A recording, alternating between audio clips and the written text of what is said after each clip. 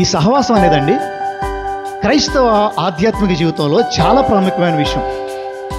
అది ఎందుకు ప్రాముఖ్యమైంది? సహవాసం మనకెందుకు సహవాసం ఉండాలి, మనకెందుకు ఇతరులతో అలాంటి ఒక ఫెలోషిప్, అలాంటి ఒక సహవాసం ఎందుకు ఉండాలి అంటే, మన దేవుడు ఎలాంటి దేవుడు అంటే ఆయన త్రియేక దేవుడు. తండ్రి, కుమారుడు, పరిశుద్ధాత్ముడు. వీరి ముగ్గురు మధ్యలో ఏముందో తెలిసిన సహవాసం ఉంది. వారి ముగ్గురు మధ్యలో ప్రేమ ఉంది. సో మన దేవుడే, ఆయనలో ఏముందంటే సహవాసం ఉంది. So core concept of Christianity, క్రైస్తవ్యంలో కోర్ కాన్సెప్ట్ ఏంటో తెలిసిన సహవాసం. అది మన దేవునిలోనే ఉంది. ఇప్పుడు దేవుని పోలికగా దేవుడు ఎవరిని చేశాడు? మనుషుల్ని చేశాడు. ఆయన పోలికగా మనల్ని చేసుకున్నాడు. ఇప్పుడు మనం ఎవరి పోలికలో ఉండాలండి? ఎవరిని పోలు నడుచుకోవాలి? దేవుని పోలు నడుచుకోవాలి. ఇప్పుడు దేవునిలో సహవాసం ఉంది, ఇప్పుడు మనలో కూడా ఏముండాలి? సహవాసం ఉండాలి. సో ఇది చాలా ప్రాముఖ్యమైన మాట. అపోస్తలుడైన పౌలు ఎఫెసీయులకు రాసిన పత్రిక 4వ అధ్యాయం తీద్దాం, 15-16 వచనం చూద్దామండి. ప్రేమ కలిగి సత్యము చెప్పుచు క్రీస్తు వలె ఉండుటకు మనం అన్ని విషయములలో ఎదుగుదము. ఆయన శిరస్సై ఉన్నాడు, ఆయన నుండి సర్వ శరీరము చక్కగా అమర్చబడి తనలోనున్న ప్రతి అవయవము తన పరిమాణము చొప్పున పని చేయుచుండగా ప్రతి కీలు వలన కలిగిన బలము చేత అతుకబడి ప్రేమయందు తనకు క్షేమాభివృద్ధి కలిగినట్లు శరీరమునకు అభివృద్ధి కలుగజేసుకొనుచున్నది. చాలండి, చూసారా? ఇక్కడ సంఘమునకు శిరస్సు ఎవరంటేనంట క్రీస్తు, సంఘానికి శిరస్సు. అపోస్తలుడైన పౌలు ఏమంటాడంటే పరిశుద్ధాత్ముడి ద్వారా, ఆఖరి మాట చదవండి మీరు 16వ వచనంలో, అభివృద్ధి కలుగజేసుకొనుచున్నది. ఏం కలుగజేసుకుంటుంది అభివృద్ధి? ఎప్పుడైతే మనము సహవాసం కలిగి ఉంటామో, ఎప్పుడైతే సంఘమందరము ఐక్యత కలిగి ఉంటామో, తద్వారా వచ్చే విషయం ఏంటో తెలుసానండి? తద్వారా వచ్చే విషయం ఏంటంటే అభివృద్ధి వస్తుందంట సంఘానికి, క్షేమాభివృద్ధి వస్తుంది సంఘానికి. నా మాట మీకు అర్థం అవ్వాలి. సహవాసము అంటే ఏంటంటే అందరము కలిసికట్టుగా ఉంటాం. ఈరోజు సంఘముగా దేవుడు మనల్ని అందరినీ ఎందుకు ఏర్పరిచాడో తెలిసిన? ఎవరి దారి వారిదే, ఎవరిల్లు వాళ్ళదే, ఎవరింటి పేరు వాళ్ళదే అని విడిపోవటానికి కాదు. ఎందుకు ఏర్పరిచాడంటే అందరము కలిసి ఉండటానికి దేవుడు ఏర్పరిచాడు. సహవాసము అంటే కలిసి ఉండుట. ఈరోజు క్రైస్తవ్యం మర్చిపోయిన విషయం ఇది. క్రైస్తవులైన మనం మర్చిపోయిన విషయం ఇది. నేను సహవాసం చేయాలి, నేను ఎవరితోనూ సహవాసం చేయాలి, నా సంఘంతో సహవాసం చేయాలి, నా సంఘంతో కలిసి ఉండాలి, కలిసి ప్రభువులు ఎదగాలి అనే ఒక కాన్సెప్ట్ని, అనే ఒక విషయాన్ని మనం మర్చిపోయాం. ఈరోజు మన తీరంతా ఏంటంటే ఎవరికి వారే ఏమన్నా తీరే అన్నట్టు ఉంటుంది. మన తీరంతా మనం చూసుకున్నామా, మన ప్రార్థన మనం చేసుకున్నామా, మన గ్రూప్ మనం మెయింటైన్ చేసామా, అక్కడితో అయిపోయింది. కానీ దేవుడు సెలవిస్తున్న మాట ఏంటో తెలిసిన? సంఘము సహవాసములో ఉన్నప్పుడే, సంఘం అందరూ ఐక్యత కలిగి ఉన్నప్పుడే సంఘమునకు క్షేమాభివృద్ధి. ఈరోజు వారిదొక మాట, మనదొక మాట, ఇంకొక మాట అంటే కుదరదు. దేవుని సంఘం ఎలా ఉండాలంటే అందరూ కలిసి ఉండాలి. దేవునికి మహిమ కలుగును గాక. హల్లెలూయా. అపోస్తలుడైన పౌలు ఫిలిప్పీలకు రాసిన పత్రిక 2వ అధ్యాయము 3వ వచనం చూద్దామండి. 3వ వచనము, కక్ష చేతనైనను వృధాతిశయము చేతనైనను ఏమీ చేయక ఏంటంట, వినయమైన మనస్సు గలవారై యొక్కనినొకడు తనకంటే యోగ్యుడని ఎంచుచు మీలో ప్రతివాడును తన సొంత కార్యములు మాత్రమే కాక ఇతరుల కార్యములు కూడా చూడవలను. తర్వాత క్రీస్తు యేసుకు కలిగిన ఈ మనస్సు మీరును కలిగి ఉండి. ఈ 2వ అధ్యాయాన్ని మొత్తానికి ఒక బేస్ లైన్ ఏంటంటే 5వ వచనం, క్రీస్తు యేసుకు కలిగిన మనస్సు మీరును అంటే యేసయ్య కలిగిన మనసు ఏమై ఉండాలంట? మనకు కూడా ఉండాలంట. చెప్పండి అందరూ కలిసి ఆ మాట ఏంటి? యేసయ్య కలిగిన మనస్సు మనకు కూడా ఉండాలి. ఎలాంటి మనసు యేసయ్యది? మన దేవుడికున్న మనసు ఏంటో తెలిసిన? వాడంతలే, ఆమెంతలే అనే మనసు కదా ఆయనది. ఇస్కరియోతు యూదా అయినా, పేతురు అయినా, బాప్తిస్మిచ్చి యోహానైనా, అపోస్తలుడైన యోహాను, ఎవరు ఆయన పక్కన ఉన్నా సరే, ఒక వ్యభిచారైనా, ఒక దొంగ అయినా, ఒక నరహంతకుడైనా, ఆయన ఎలా ట్రీట్ చేశాడు తెలుసా? వారందరినీ ఆయన కంటే యోగ్యులుగా ఎంచుకున్నాడు. హల్లెలూయా.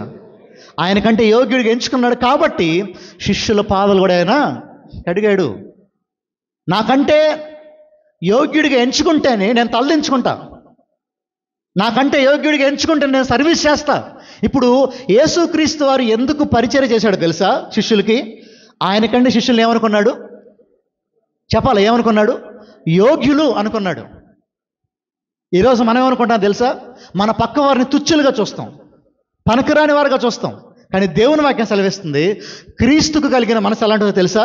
నీకంటే నీ తోటి వారిని యోగ్యులుగా ఎంచుకోవాలి. అంత మాత్రమే కాదు, ఎలాంటి మనసు అంటే క్రీస్తుది చూడండి ఒకసారి. 4 వచ్చి చూడండి.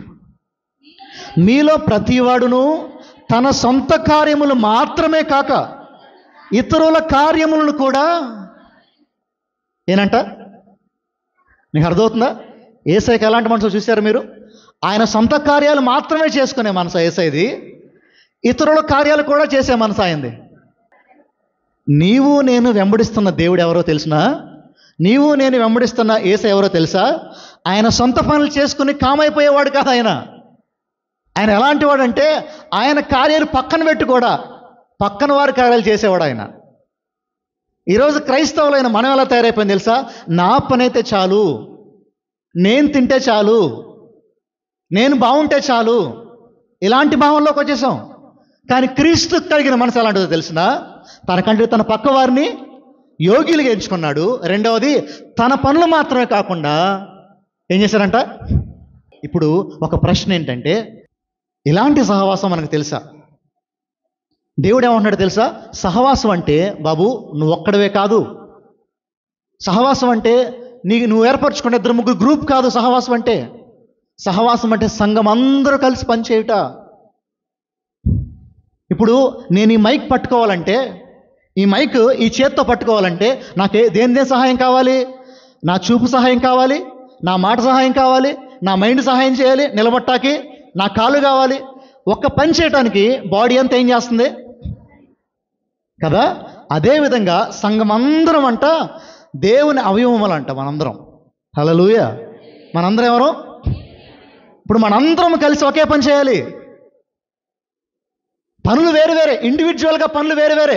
చెయ్యి పని చేయది, కాలు పని, చూపు పని, వినికిడి పని, కానీ అన్నీ కలిసి ఏం చేస్తానే? ఒకే పని చేస్తానే. ఎవరెవరు ఇండివిజువల్ పనులు వారి అందరూ కలిసి ప్రభువుని మహింపరచాలి. హల్లెలూయా. దేవునికి మహిమ కలుగును గాక. సహవాసములో ఉండి ఒక ప్రశ్న అడిగినే ఉన్నాను. ఈరోజు మన సంఘంలో దేవుని శక్తి ఉందా? We're missing that. మనం మిస్ అయిపోయాం. దేవుని శక్తి, దేవుని మహిమ, దేవుని పవర్ మనం ఎందుకు చూడలేదంటే మనలో ఐక్యత, సహవాసం లేదు. సహోదరులు ఐక్యత కలిగి ఉండుట ఎంత మేలు, ఎంత మనోహరము. ఆ మాటలు బట్టి కొట్టేసాం, బుర్రలోకి వచ్చేసినాయి బాగా. కానీ విషయం ఏంటి తెలిసినా?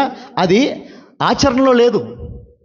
సహోదరులమైన మనము దేవుని కుమారులము కుమార్తెలు అని పిలువబడే మనలో ఐక్యత లేదు. మనలో మనకే కొట్లాట్లు. ఇంటి పేరటోళ్ళతో మనం విడిపోయాం. మా ఇంటి పేరటోళ్ళు గొప్ప అనుకుంటే మా ఇంటి పేరటోళ్ళు గొప్ప. సరే, ఇది ఈ తలనొప్పి పక్కన పెట్టేసుకుంటే ఇంకొంతమంది గ్రూపులు కట్టేసుకుంటున్నాం మనలో మనమే. ఆ రోజు కొరింథీ సంఘం చెప్పిందంట, నేను పౌలు వాడిని అని ఒక గ్రూప్ మొదలైందంట, నేను అపోలో వాడిని అని ఇంకో గ్రూప్ మొదలైందంట. గ్రూపులు కట్టినాడు సంఘంలోనే. ఈరోజు సంఘంలో దేవుని శక్తి ఎందుకు కనపరచబట్టలేదంటే, ఈరోజు మన మధ్యలో దేవుని మహిమ ఎందుకు కనపరచబట్టలేదంటే మనం అందరితో సహవాసం చేయట్లేదు. సహవాస బలం లేదు మనలో. ఒకరి బాధలో ఒకరికి తెలియదు, ఒకరి కష్టం ఒకరికి తెలియదు. మనం చూసుకుంటామా, వెళ్ళిపోయావా? అందుకు కాదండి సంఘం ఉంది. దేవుడు సంఘాన్ని ఏర్పరిచింది మన కడుపులు మనం నింపుకోవడానికి, మన బాగు మనం చూసుకోవడానికి కాదు. దేవుడు సంఘాన్ని ఇచ్చింది మనతో అనేకులు ముందుకు తీసుకెళ్ళటానికి. ఈరోజు ఒక ప్రశ్న అడగనివ్వండి. నీ పక్క వారి బాధలు నీకు తెలుసా? నీ పక్క కుటుంబస్తుల బాధలు నీకు తెలుసా? తెలిస్తే సరిపోదు, వారి కోసం ఎంతవరకు ప్రార్థన చేస్తున్నావు? ఈరోజు ఇలాంటి ఒక అనుభవం మనకుందా? యోహాను రాసిన మొదటి పత్రిక మొదటి అధ్యాయము 3వ వచనం చూద్దామండి. మాతో కూడా మీకును సహవాసం కలిగినట్లు మేము చూచిన దానిని, వినిన దానిని మీకును తెలియజేస్తున్నాము. మన సహవాసం అయితే తండ్రితో కూడాను ఆయన కుమారుడైన యేసుక్రీస్తుతో కూడాను ఉన్నది. చాలండి. మొట్టమొదటిగా మనం ప్రభుతో సరిగ్గా సహవాసం చేస్తే ఆటోమేటిక్గా మనం ఇతరులతో సరిగ్గా సహవాసం చేస్తాం. నా మాట మీకు అర్థమైంది అనుకుంటున్నాను. ఎవరితో సహవాసం ఉండాలి? మొట్టమొదటిగా దేవునితో సహవాసం ఉంటే, తండ్రి అయిన దేవునితో, కుమారుడైన దేవునితో, పరిశుద్ధాత్ముడైన దేవునితో మనకు సహవాసం సరిగ్గా ఉంటే ఆటోమేటిక్గా ఇతరులతో కూడా మనం ఏం చేస్తాం? సహవాసం చేస్తాం. ఈరోజు ఇతరులతో సరిగ్గా సహవాసం చేయలేకపోతున్నామండి, ఇతరులతో కలుపుకొని వెళ్ళలేకపోతున్నామండి, సంఘముతో ఐక్యత కలిగి ఉండట్లేకపోతున్నామండి అని చెప్పారనుకోండి, దాని అర్థం ఏంటో తెలుసా? నీకు దేవునితో సహవాసం సరిగ్గా లేదండి. నీకు దేవునితో సహవాసం సరిగ్గా ఉంటే ఇతరులతో కూడా ఎలా ఉంటావు? నువ్వు ఐక్యత కలిగి ఉంటావు, సహవాసం కలిగి ఉంటావు. వారి బాధల్లో, వారి సుఖ సంతోషాల్లో నీవు కూడా పాలుభాగస్తురాలు అవుతావు. ఈరోజు మనం ఎలాంటి మైండ్ సెట్కి వచ్చామంటే, లోకం కూడా అలా అయిపోయిందండి. ఈరోజు లోకం ఏమైపోయింది తెలుసా? ఎవరితో ఒకరితో మనకు ఎందుకండి, మనం సరిగ్గా ఉన్నామా లేదా చూసుకుంటే చాలు. ఒకరితో మనకు వద్దండి, మనకు చాలు. ఇది లోకం తీరండి. మరి సంఘం తీరేంటి? లోకం తీరు ఎవరిది వాళ్ళే చూసుకున్నారు, బాగుంది. మరి సంఘం తీరేంటి? సంఘం కూడా ఎవరిని పట్టించుకొని వెళ్ళిపోవాలా? సంఘస్థులైన మనం కూడా ఒకరితో ఒకరు సంబంధం లేకుండా వెళ్ళిపోవాలా? లేదు. దేవుని ఉద్దేశం అది కాదు. సంఘముగా దేవుడు ఎందుకు ఏర్పరిచాడో తెలిసిన మనల్ని ఐక్యత కలిగి ఉండటానికి, సహవాసం కలిగి ఉంటాక ఏర్పరిచాడు దేవుడు మనల్ని. ఈరోజు సంఘము అది మర్చిపోయాం. నా మాట మీరు సరిగ్గా అర్థం చేసుకోండి. ఈరోజు ఎవరికి వారు విడివిడిగా ఉండటం క్షేమాభివృద్ధి కాదండి. ఎవరికి వారు విడివిడిగా ఉంటాం. నేను ఎవరితో కలవనండి, నాకు మాట్లాడటం రాదండి, నేను ప్రార్థనకు రానండి, ఇదంతా క్షేమాభివృద్ధి కాదు సంఘానికి. ఈరోజు ఒక మాట చెప్పండి. ఒక మనిషికి అన్నీ పనిచేస్తున్నాయి శరీరంలో, ఒక కాలు కుంటి పడిపోయింది, ఆరోగ్యంగా ఉన్నట్ట? చెప్పండి, ఆరోగ్యంగా ఉన్నట్ట? మిగిలిన నోరు పనిచేస్తుంది, చూపు పనిచేస్తుంది, 2 చేతులు బాగానే ఉన్నాయి, ఒక కాలు బాగుంది, ఒక కాలు చచ్చిపడిపోయింది, ఆరోగ్యంగా ఉన్నట్ట? ఆరోగ్యంగా అంటే ఏంటి? శరీరంలో ప్రతి ఒక్క భాగం పనిచేయాలి, ఆరోగ్యంగా ఉండాలి. సంఘంలోనండి కొంతమందే కలుస్తున్నారు, కొంతమంది కలవమండి అంటే ఆ సంఘం ఆరోగ్యమైన సంఘం కాదు. అది ఆరోగ్యమైన సంఘం కాదు. అది ఆరోగ్యమైన సంఘం అంటే, దేవుని ఏర్పాట్లో ఉన్న సంఘం అంటే అందరూ కలిసి సహవాసంతో ఉండే సంఘం.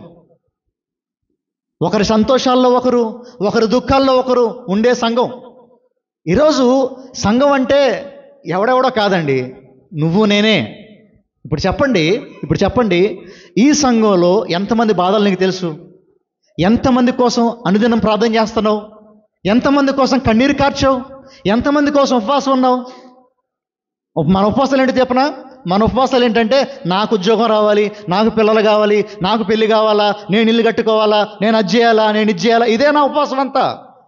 అయ్యో నా సహోదరుడు పాడైపోతున్నాడు, నా సంఘంలో ఇంతకుముందు బాగా ఉన్నాడు, ఆ వ్యక్తి పాడైపోయాడు, ఆయన కోసం ప్రార్థన చేద్దాం అనే మనసు లేదు మనకి. నేను చెప్పనా, అలాంటి మనసు ఎప్పుడైతే మనకు వస్తుందో అప్పుడే మన క్షేమవృద్ధి మొదలవుద్ది, అప్పుడే దేవుని శక్తి మనలో మొదలవుద్ది. ఈరోజు డివైడెడ్గా ఉండటం దేవుని చిత్తం కాదు, ఎవరికి వారు విడిపోయి ఉండటం దేవుడి చిత్తం కాదు. ఇది కాదు దేవుని చిత్తం. సంఘ క్షేమాభివృద్ధి ఇప్పుడు మొదలవుద్దంటే సంఘమందరిలో సహవాసం మొదలవ్వాలి.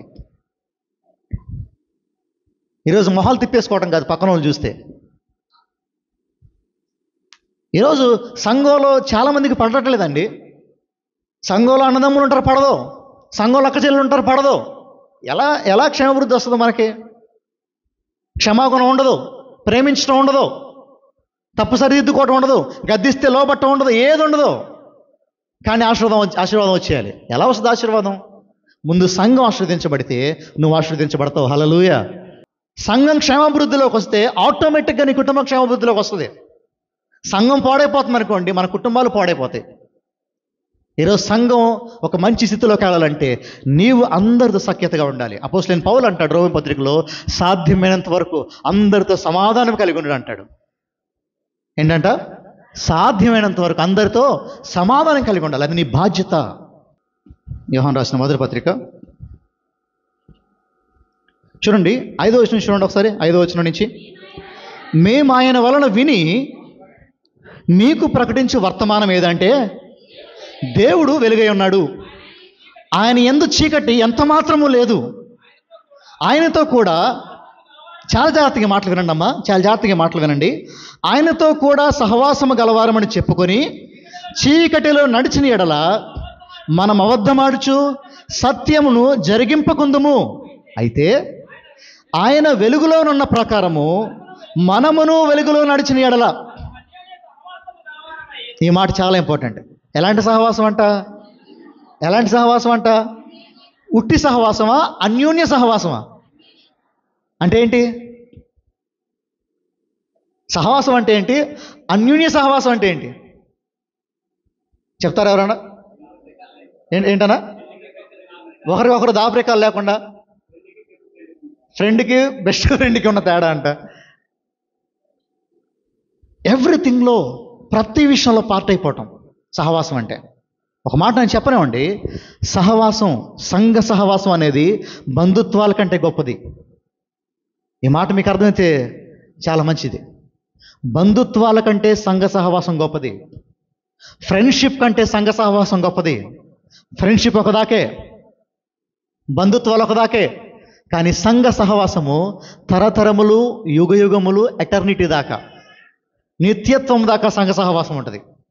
ఈరోజు నువ్వు దేవుని కుమారుడువా, కుమార్తెతో సహవాసం ఏర్పరచుకుంటే ఆ సహవాసం నువ్వు చనిపోతే తెగిపోయేది కాదు, పరలోకం వెళ్ళాక కూడా నీకు ఆ సహవాసం ఉంటుంది. హల్లెలూయా. అంటే సంఘ సహవాసము బంధుత్వాల కంటే, ఫ్రెండ్షిప్స్ కంటే, అన్నిటికంటే ఉన్నతమైనదంట. మరి ఇప్పుడు ప్రశ్న ఏంటంటే, అలాంటి సహవాసం అనుకుందా? అలాంటి సహవాసం అనుకుందా? నా కోసం ప్రార్థన చేయడానికి ఇదిగో ఆ అక్క ఉందండి, ఆ చెల్లు ఉందండి, ఆ తమ్ముడు ఉన్నాడండి, ఆ అన్న ఉన్నాడండి అని చెప్పగలవు ధైర్యంగా? అలాంటి సహవాసం నీకుందా? లేదు. మందంతా ఏంటంటే మనమే సరిగ్గా చూసుకుంటే చాలు, ఇంకేది వద్దు మనకి. లేదు, దట్ ఈస్ నాట్ క్రిస్టియానిటీ. క్రీస్తు యేసు కలిగిన మనసు అంటే ఏంటో తెలుసా? నీకంటే నీ పక్కవాడిని యోగ్యుని ఎంచుకో, నీ పని మాత్రమే కాక పక్కవాడి పని కూడా చేస్తూ ఉండు, పక్కవాడిని ప్రేమిస్తూ ఉండు, ఇదిగో అందరిని కలుపుకొని వెళ్తూ ఉండు, సహవాసం చేస్తూ ఉండు, పరిశుద్ధత ఎదుగుతూ ఉండు, నీతిని ఎదుగుతూ ఉండు. అది సహవాసం అంటే. ఈరోజు మన సహవాసం ఏంటంటే రాజకీయాల సంగతి ఏంట్రా, అక్కడ మన టాపిక్లన్నీ. ఐపీఎల్ ఎవడెంత కొట్టాడరా, అక్కడ మన టాపిక్లన్నీ. ఏ క్రికెటర్కి ఏ ఫ్యాన్ అక్కడ మన టాపిక్స్ అన్నీ. ఏ హీరోకి ఎంతమంది ఫ్యాన్స్ అక్కడ మన టాపిక్స్ అన్ని. కాదు, ఇది కాదు సహవాసం అంటే. ఇంకా దరిద్రమైన విషయం ఏంటంటే, సంఘంలో ఉన్నవారే రాజకీయాలు ఎక్కువ మాట్లాడతారు, సంఘంలో ఉన్నవారే హీరోల గురించి ఎక్కువ మాట్లాడతారు, సంఘంలో ఉన్నవారే ఇదిగో ఈ గొడవలన్నీ ఎక్కువ పెట్టుకుంటారు. నేను చెప్తున్నా, జాగ్రత్తగా వినండి. ఈ లోకం మనల్ని వేరుపరుచుద్ది. ఏం చేస్తుంది ఈ లోకం మనల్ని? కానీ దేవుని సంఘం అందరినీ కలుపుద్ది. హల్లెలూయా. దేవునికి మహిమ కలుగును గాక. ఈరోజు అలాంటి ఒక అనుభవం మనకుందా? అలాంటి ఒక అనుభవం మనకుందా? దావీదు అంటాడు, నీ రక్షణ ఆనందం నాకు కావాలంటాడు. దావీదు పాపం చేశాడు, దేవునికి దూరం అయిపోయాడు. ఇప్పుడు దావీదు అంటున్నాడు, నా రక్షణ మళ్ళీ నాకు ఇవ్వాలంట్లా దావీదు. దావీదు ఏమన్నాడు తెలిసిన? నా రక్షణ ఆనందం కావాలన్నాడు. నా మాట మీకు అర్థమవుతుంది అనుకున్నాను.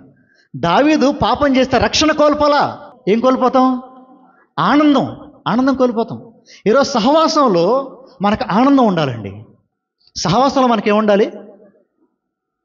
ఆనందం ఉండాలి. అలాంటి ఆనందం అనుకుందా సహవాసంలో? సంఘానికి వెళ్తే నాకు సంతోషంగా ఉంటుందండి, సంఘం అందరూ కలిస్తే ఆ సహవాసంలో గొప్ప ఆనందం ఉందండి, గొప్ప సంతోషం ఉందండి అని చెప్పగలవా మనం?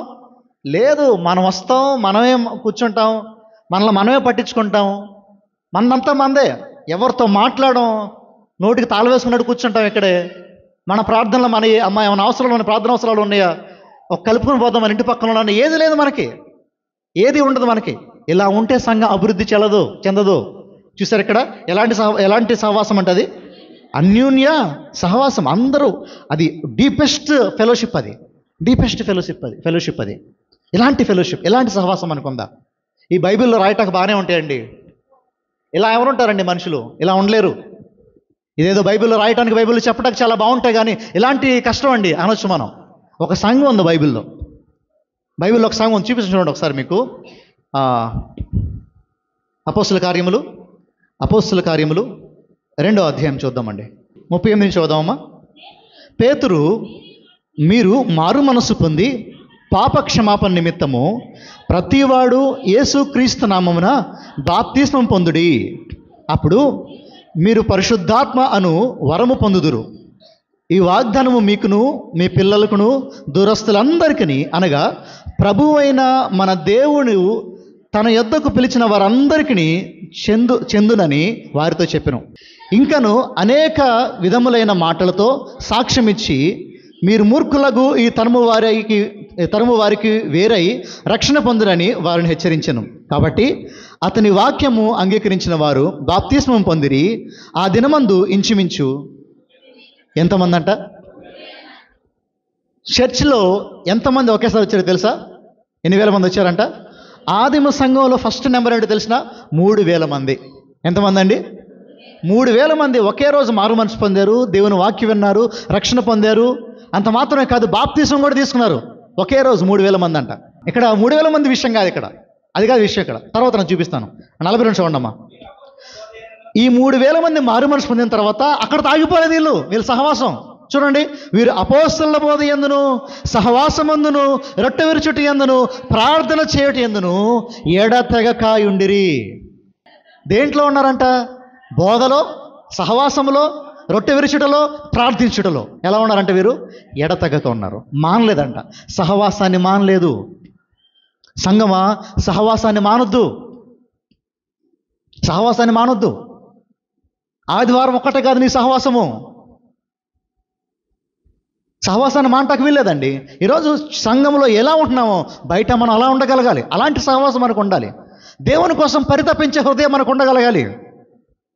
ఈరోజు అలాంటి మనస్సు, అలాంటి హృదయం మనకుందా? ఈరోజు విశ్వసించిన వారందరూ ఏకముగా కూడి తమకు కలిగినదంతయు సమిష్టిగా ఉంచుకొనిరి. ఇక్కడ కనిపిస్తుంది వారి అన్యోన్య సహవాసం అంటే ఏంటో, వారి గొప్ప సహవాసం అంటే ఏంటో, ఆదిమ సంఘము గొప్ప ప్రేమ అంటే ఇక్కడ కనిపిస్తుంది మనకి. చూడండి తర్వాత. ఇదియుగాక వారు తమ చర స్థిరాస్తులను అమ్మి అందరికీ వారి వారి అక్కర కొలది పంచిపెట్టిరి. ఒకళ్ళ దగ్గర బాగా డబ్బులు ఎక్కువ ఉన్నాయి, ఒకళ్ళ దగ్గర డబ్బులు తక్కువ ఉన్నాయి అనుకోండి. వీళ్ళు ఏం చేశారంట? వీరి ఆస్తి అమ్మి వారి అక్కర తీర్చారంట. ఈ 3,000 మంది అండి ఒకే ఊరోళ్ళు కాదు. శ్రద్ధగా మాట వినాలి. ఒకే ఊరోళ్ళు కాదు వీళ్ళు. వీరు వేరు వేరు ప్రాంతాల నుంచి వచ్చారంట. సంఘ చరిత్ర ఏం చెప్తుందంటే ఈ 3,000 మంది వేరు వేరు ప్రాంతాల నుంచి వచ్చారు. ఇప్పుడు వీరు ఎవరికి సహాయం చేస్తున్నారు తెలుసా? అప్పుడే కొత్తగా పరిచయం వారికి ఏం చేస్తున్నారు? సహాయం చేస్తున్నారు. ఎలాంటి సహాయం తెలుసా? వారి ఆస్తులు అమ్మేసుకునేంత సహాయం చేశారు. భలేవాడివే బాబు, ఎలాంటివి మాకు చెప్పొద్దు అని మీరు అనొచ్చు. ఇప్పుడు నేను మిమ్మల్ని ఆస్తులు అమ్ముకోమనట్లా. విషయం ఏంటంటే ఆ రేంజ్లో మనం సహవాసం చేయకపోయినా కనీసం మన తోటి వారికి, మన తోటి సంఘస్థులకి ఎలాంటి సహాయం మనం చేస్తున్నాం, ఎలాంటి సహవాసం మనకు ఉంది. ఈరోజు మన ఆస్తులు అమ్మేసుకోమని దేవుడు ఎక్కడ చెప్పలేదండి. ఇల్లు అమ్మేసుకోమని దేవుడు ఎక్కడ చెప్పలా. అన్నీ వదిలేసుకోమని దేవుడు ఎక్కడ చెప్పలా. దేవుడు చెప్పింది ఏంటంటే నీకున్న దాంట్లో నీ తోటి వారికి ఎలా సహాయం చేస్తున్నావు. ఈరోజు మన సహాయం ఎలా ఉంటుందో తెలుసా? మనకు బాగా నచ్చిన వాళ్ళకి సహాయం చేస్తాం, మనకు బాగా ఇష్టమైన సహాయం చేస్తాం. కాదు, నీ తోటి సంఘస్థుడా, నీ తోటి ప్రభువు నమ్ముకున్న వ్యక్తి, అతను ఎవడైనా సరే ఆపదలో ఉన్న సహాయం చేసే, అంతే. That ends the matter. అంతేగాని మా ఇంటి పేరటోడా నాకు రేపు సహాయం, ఇంకా దరిద్రం ఏంటంటే మన దగ్గరే కాదు, ఎవరైనా సరే ఎలా ఉంటుందంటే వీడికి ఈరోజు నేను సహాయం చేస్తే రేపు వీడు నాకు ఉపయోగపడతాడా? ఇలా కాదు సహాయం చేసేది, ఇలా కాదు సహాయం చేసేది. రేపు నీకు ఉపయోగపడినా పడకపోయినా దేవుడు నీకు సహాయం చేసే సామర్థ్యం ఇచ్చాడా? సహాయం చేసే. నా మాట మీకు అర్థమవుతుందా? అర్థమవుతుందా? ఈరోజు మన సహాయం ఎలా ఉంటుందంటే నేను ఈ పని చేస్తే రేపు వీడు నాకు ఉపయోగపడతాడేమో అందుకని పని చేస్తా అనుకుంటావు. లేదు, అలా చేయొద్దు. క్రీస్తు నీకోసం నా కోసం ఎందుకు ప్రాణం పెట్టాడు తెలుసా? మనం ఉపయోగపడతామని కాదు, మనం ఏమి ఇవ్వలేమని తెలుసు ఆయనకి. అయినా సరే ప్రాణం పెట్టాడు నీకోసం నా కోసం. అయినా దేనికి మహిమ కలను గాక. ఈరోజు క్రైస్తవుడైన నీవు నేను మన తోటి వారికి ఎలా సహాయం చేయాలంటే వాడేమన్నా ఇస్తాడేమో ఫ్యూచర్లో అని కాదు, వాడిచ్చినా ఇవ్వకపోయినా మనకు అనవసరం. సహాయం చేసినప్పుడు కృతజ్ఞత ఆశించడం చాలా తప్పండి. వాడు ఇంకేమైనా చేస్తాడో అనుకోవడం తప్పు. అసలు వద్దది. నీకు దేవుడు ఇచ్చాడా, ఆ సమయానికి, ఆ రోజుకి నీకు సరిపడా డబ్బులు, సరిపడా జ్ఞానము, సరిపడా బలము, సరిపడా సామర్థ్యం దేవుడు నీకు ఇచ్చాడా? వెళ్ళిపోయి పని చేసేయి, వెళ్ళిపోయి డబ్బులు ఇచ్చేయి, వెళ్ళిపోయి సహాయం చేయి, వెళ్ళిపోయి పలకరించి, అంతే, అక్కడితో అయిపోవాలి. మనం ఏమంటాం తెలుసా? మనం ఏమంటామంటే, నేను ఆ రోజు అది చేశానండి వాడికి, ఆ రోజు అది చేశానండి ఆమెకి, అయినా సరే నన్ను గుర్తుపెట్టుకోలేదండి ఆవిడ. ఏంటిది? గివ్ అండ్ టేక్ పాలసీయా? గివ్ అండ్ టేక్ పాలసీ, ఇచ్చిపుచ్చుకునే ఏమన్నా వ్యవహారాలు ఇవన్నీ? లేదు. సహాయం అనేది ఇచ్చిపుచ్చుకునేది కాదు. ఇవ్వు, మర్చిపో, చెయ్యి, మర్చిపో. ఈరోజు మనం ఏం చేస్తామంటే చేస్తాం, గుర్తుపెట్టుకుంటాం. ఏం చేస్తాం, గుర్తుపెట్టుకోవద్దు. సహాయం చేసి మర్చిపో. దేవుడు నీకు ప్రతిఫలం ఇస్తాడు. దేవుడు నీకు ప్రతిఫలం ఇస్తాడు. మనుషులు కాదు నీకు ప్రతిఫలం ఇచ్చేది, మనుషులు కాదు నిన్ను గుర్తుపెట్టుకునేది, దేవుడు నిన్ను గుర్తుపెట్టుకోవాలి. హల్లెలూయా, దేవునికి మహిమ కలుగును గాక. ఈరోజు నీ సహవాసము అలా చేయాలి, అలా సహాయం చేయాలి, అలా నీ తోటి వారిని కలుపుకుంటూ వెళ్ళిపోవాలి. ఈరోజు చూసారా, వీరు ఈ 3000 మంది అండి, అప్పటికప్పుడే తెలుసు వీరందరికీ, అప్పుడప్పుడే పరిచయం అయింది వీరికి. కానీ వీరిలో ఎవరి ప్రేమ ఉందో తెలుసా? క్రీస్తు ప్రేమ ఉంది వీరిలో. క్రీస్తు ప్రేమ ఉంది కాబట్టి ఒకరినొకరు అంతలా ప్రేమించుకోగలిగారు. ఒక అన్యుడు రాశాడు వీరి కోసం, 90 to 120 AD. ఈ మధ్యలో ఒక అన్యుడు, ప్రభువుని తెలియనివాడు, క్రైస్తవుడు కానివాడు క్రైస్తవుల చరిత్ర రాశాడు. నా మాట మళ్ళీ రిపీట్ చేస్తున్నాను. 90 to 120 AD, 90 నుంచి 120 సంవత్సరాల మధ్యలో క్రీస్తు శకంలో ఒక అన్యుడు, దేవుణ్ణి తెలియనివాడు చరిత్ర రాశాడు, క్రైస్తవ చరిత్ర రాశాడు. ఆ చరిత్రలో ఏముందో తెలిసిన, వారిలో ఎవరికైనా అక్కరుంటే, వారిలో ఎవరికైనా ఒక అవసరం ఉంటే, మిగిలిన వారి దగ్గర డబ్బులు లేకపోతే, మిగిలిన వారి దగ్గర సామర్థ్యం లేకపోతే, మిగిలిన వారందరంట ఉపవాసం ఉండేవారంట 2-3 రోజులు. ఏం చేసేవారు? వారి అవసరం తీరేదాకా ఉపవాసం ఉండి ప్రార్థన చేశారు ప్రభు దగ్గర. ఆయన రాశాడు, ఇలా క్రైస్తవులు ఉన్నారు అని రాశాడు. క్రైస్తవులు అలా ఉన్నారంట ఆ రోజుల్లో. అలాంటి సహవాసం ఉంది వారికి ఆ రోజుల్లో. ఈ రోజుల్లో మన సహవాసం ఏంటో తెలుసా? నేను బాగుంటే చాలు, పక్కన ఏమైపోయినా పర్లా. ఆదిమ సంఘం సహవాసం ఎలా ఉందంటే, మేము సరిగ్గా లేకపోయినా పర్లా, పక్కవాడు బాగుండాలి. క్రీస్తు ప్రేమ. ఈరోజు మన సహవాసం ఏంటంటే, నేనే బాగుండాలి, నాకే ఉద్యోగం ఉండాలి, నేనే కూడబెట్టుకోవాలి. నా మాట జాగ్రత్తగా వినండి, కూడబెట్టుకోవటంలో ఆశీర్వాదం లేదండి. లక్షల బ్యాంకులు వేసుకోవడం ఆశీర్వాదం లేదు. ఆశీర్వాదం దేవుని సంఘానికి సహాయం చేయడంలో ఉంది ఆశీర్వాదం. అది రుచి చూసినప్పుడు తెలుసుద్ది, టేస్ట్ చేసినప్పుడు తెలుసుద్ది. అది అందరికీ తెలియదు. అది మనం అనుకుంటాం కూడబెట్టేసుకోవాలి. ఎంత కూడబెట్టుకుంటావు స్వామి? అక్రమంగా, అన్యాయంగా ఎంతమంది కూళ్ళు వెనకాల వేసుకున్నావు ఇప్పుడు దాకా? ఏం చేసుకుంటావు? రేపు సడన్గా యాక్సిడెంట్లో పోతావు, ఏమైపోద్ది ఆస్తి? నీ పిల్లలు సుఖంగా ఉంటారనుకుంటున్నావా? అక్రమంగా సంపాదించేసుకుని అన్యాయం చేసేసి నువ్వు బాగుంటావు అనుకుంటున్నావా? కూడబెట్టుకోవడంలో కాదు ఆశీర్వాదం ఉండేది. ఆశీర్వాదం దేవునికి ఇవ్వటంలో ఉంది, సంఘానికి ఇవ్వటంలో ఉంది, సహాయం చేయటంలో ఉంది. ఇచ్చి చూడు, నీకు అర్థం ఉంది ఆ మేలులేంటో. చూడండి, కొంతమంది దగ్గర అండి డబ్బులు చాలా విస్తారంగా ఉంటాయి, లక్షలు ఉంటాయి, కానీ ఆరోగ్యాలు బాగోవు, కుటుంబంలో సమాధానం ఉండదు, జీవితంలో నవ్వు ఉండదు. కొంతమంది దగ్గర ఏముండవు, పట్టుమని బ్యాంకులో 10,000 ఉంటాయి అంతే, కానీ కుటుంబం సంతోషంగా ఉంటారు, కుటుంబంలో ఆనందం ఉంటుంది, ఆరోగ్యం ఉంటుంది. ఇది దేవుని ఆశీర్వాదం అంటే. అది దేవుని ఆశీర్వాదం అంటే. ఈరోజు కూడబెట్టేసుకోవడం దేవుడి ఆశీర్వాదం కాదు. నీ బ్యాంకులో ఎన్ని డబ్బులు బాగుంటాయి, అన్ని డబ్బులు నీకు దేవుడు ఆశీర్వదించినట్టు కాదు. ఈరోజు సంఘ సహవాసం వారు ఎలా చేశారు? ఆదిమ సంఘం వారికి ఉంది, వారు పంచారు, వారికి ఉంది, వారు ఇచ్చారు. ఈరోజు మనకుంది, మనం ఇంకా కూడబెట్టుకోవాలి, మనకుంది, మనం ఇంకా దాచుకోవాలి. భలేవాడి బాబు ఇవ్వమని చెప్తావేంటి? మాకు నచ్చిన మాట ఇది అనొచ్చు, మీరు అంటారు మీరు, కానీ ఇది బైబిల్ చెప్తున్న విషయం ఇది. ఒక మాట చూడండి ఒకసారి. అపోస్తలుడైన పౌలు తెస్సలోనికీయులకు రాసిన మొదటి పత్రిక 4:9, 4:9 ఏంటండి? సహోదర ప్రేమను గూర్చి మీకు వ్రాయనక్కర్లేదు, మీరు ఒకరినొకడు ప్రేమించుటకు దేవుని చేతనే నేర్పబడితిరి. మనల్ని దేవుడు ఎన్నుకుంది, మనకు దేవుడు నేర్పించింది, మనల్ని దేవుడు ఏర్పరచుకుంది. ఎందుకో తెలుసా? ఒకడిని ఒకడు చెప్పాలందరూ కలిసి ఏంటంట? ఒకడిని ఒకడు ప్రేమించుకోవడానికి. ఎలా ప్రేమిస్తావు? ఐ లవ్ యూ అని చెప్పి సరిపోద్దా? అందరు సంఘం దగ్గరికి అందరికి వెళ్ళి ఐ లవ్ చెప్పి సరిపోద్దా? నేను నిన్ను ప్రేమిస్తానని చెప్పి సరిపోద్దా? యేసయ్య కూడా భూమి మీదకి వచ్చి ఐ లవ్ యూ అని చెప్పి వెళ్ళిపోయాడా? ఏం చెప్పాడు? ప్రేమ క్రియ చేస్తుంది, ప్రేమలో త్యాగం ఉంటుంది, ప్రేమలో క్రియ ఉంటుంది. యేసయ్య ప్రేమలో ఆ క్రియ ఉంది. అగాపే ప్రేమ. ఆ ప్రేమ ఏ ప్రేమ అది? ప్రేమలన్నింటిలో శ్రేష్టమైన ప్రేమ. ఇంతకుముందు కూడా చెప్పాను ఈ విషయం గురించి. ప్రేమలన్నింటిలో శ్రేష్టమైన ప్రేమ యేసయ్య ప్రేమ. ఆ ప్రేమ మాటలతో చేసి చూపించలా. ఏం చేసింది ఆ ప్రేమ? క్రియలు చేసి చూపించింది, చేతలు చేసి చూపించింది. ఇప్పుడు ఇదిగో నేను దేవుణ్ణి ప్రేమించానండి, సంఘాన్ని ప్రేమించానండి అని చెప్తే క్రియేది అంటాడు దేవుడు. పనేది, సర్వీస్ ఏది?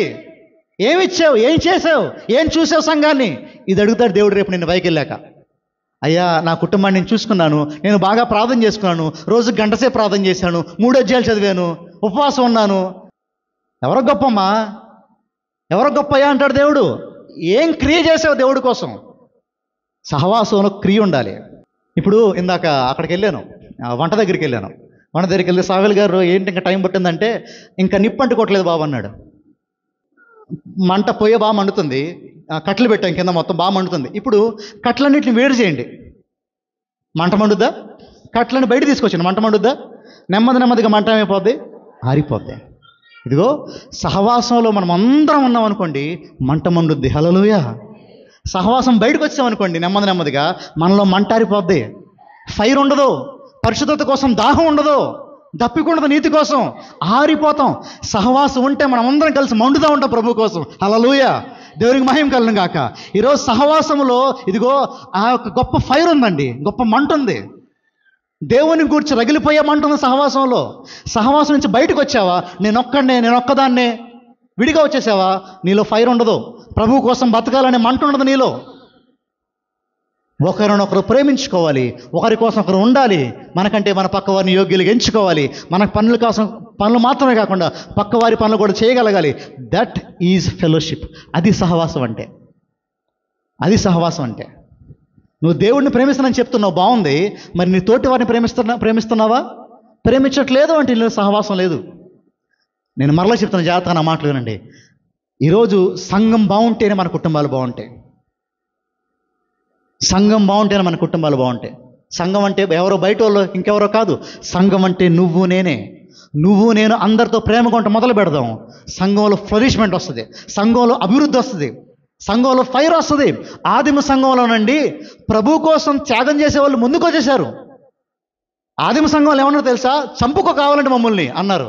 ఒక స్టెఫెన్ లాంటి వాడు, ఒక పౌల్ లాంటి వాడు, ఒక ఫిలిప్ లాంటి వారు ఎందుకు వచ్చారు తెలుసా?